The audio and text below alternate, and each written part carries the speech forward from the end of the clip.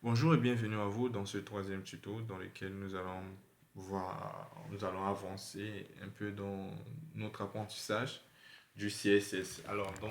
On avait vu dans dans le deuxième tutoriel comment est-ce qu'on pouvait manipuler le texte et toujours dans cette même lancée.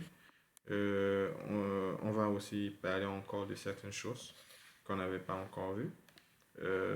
Notamment comment est-ce que on peut ajouter par exemple du shadow, du genre créer l'ombre à notre texte là. On peut lui faire sortir son ombre. Mais comment est-ce que ça va se passer?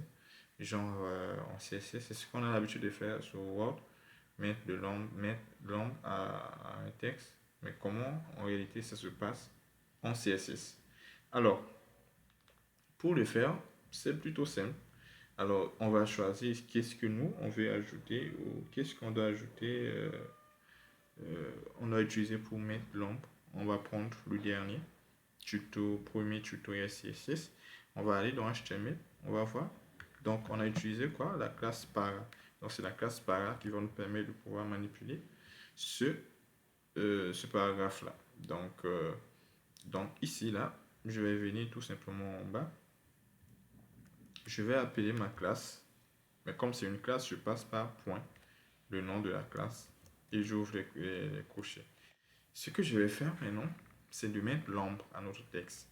Alors pour mettre de l'ombre, qu'est-ce qu'on va utiliser? On va utiliser ce qu'on appelle text shadow. Text shadow. Et maintenant, text shadow, on va lui donner les valeurs de notre texte. Donc, première valeur par rapport à l'horizontale. Deuxième valeur par rapport à la verticale. Et on peut, voilà, lui mettre une couleur. On peut choisir la couleur de l'ombre pour mettre un peu de nuance. On peut mettre une couleur euh, bleue. Dans la bleue, on met quelle couleur? Euh, on va d'abord un tout petit peu saccager en mettant green. On va mettre green. On saccage un peu. Normalement, noir, ça pouvait aller, mais couleur verte, on va mettre black. Black. Voilà, donc on a une couleur, mais bon, c'est pas trop ce qu'on voulait voir quand même, mais bon, on voit quand même qu'on arrive à déplacer l'ombre. Donc, comme je l'ai dit, ici, première valeur, c'est par rapport à quoi? À l'ombre du point horizontal et deuxième valeur, l'ombre par rapport, ou bien du moins sur le plan vertical. Donc vertical, c'est-à-dire ici, et puis horizontal, c'est-à-dire comme ça.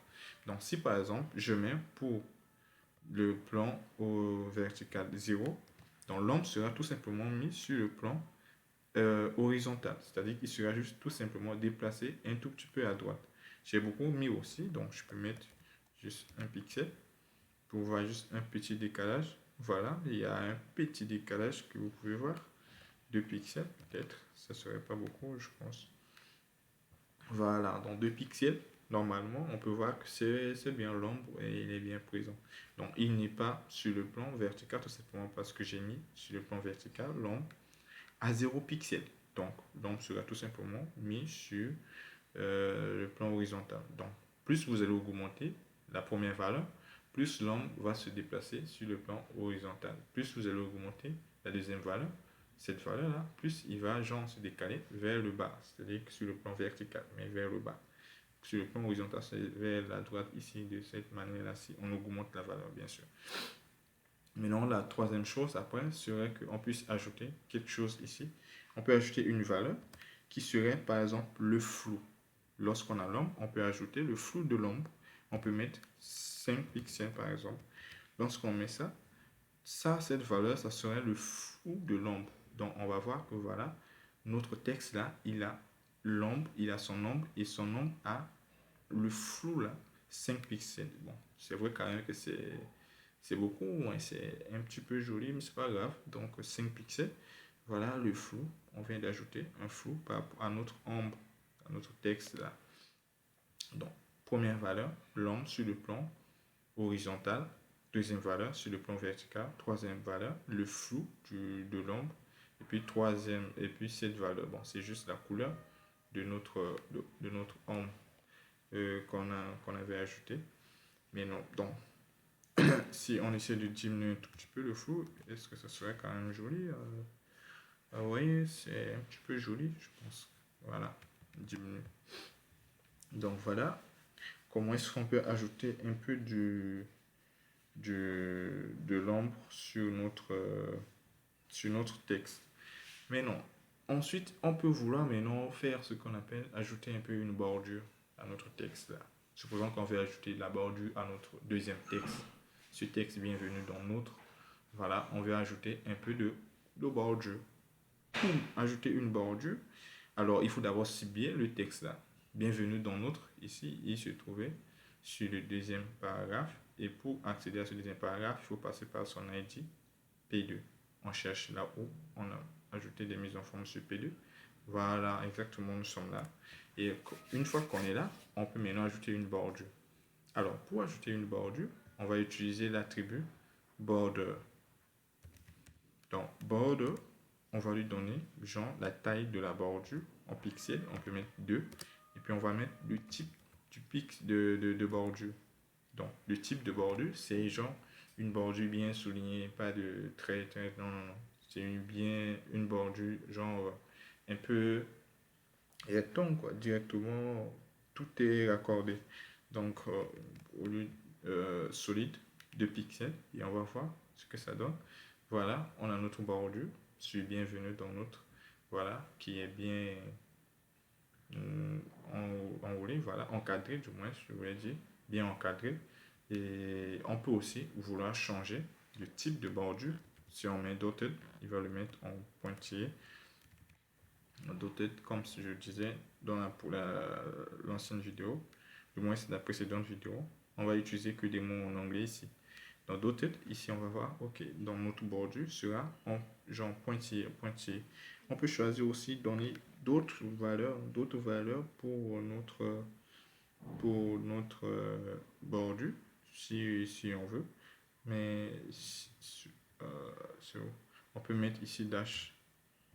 On peut mettre ici dash. Mais il faut savoir qu'il y a plusieurs valeurs. Et il y a plusieurs valeurs qu'on peut ajouter, du moins donner à notre bordure. Mais non aussi, et ça c'est une bordure qu'on peut dire que bordure de 4 côtés.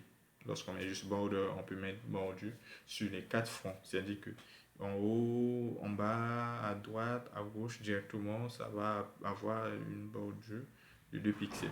Mais non, nous, on peut aussi vouloir dire non. Nous, au lieu de mettre une bordure totale, on peut choisir de mettre une bordure sur un des côtés. Donc, je vais enregistrer.